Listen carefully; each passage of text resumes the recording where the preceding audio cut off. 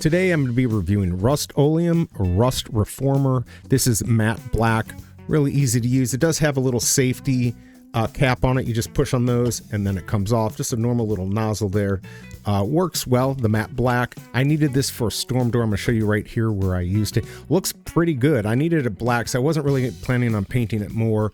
Maybe I didn't do a perfect job, but it was probably user error, probably spraying too close to the door frame or that storm door. I did use blue tape around the glass to prevent that from getting black on it. But if you do, you can just take a little razor blade to take it off. Worked really well. Like I said, you can see here it looks really good, except for maybe the areas that, you know, I made an error on. But overall, very happy with this product. I've used it before on other items like outside chairs that have rusted. It looks really nice.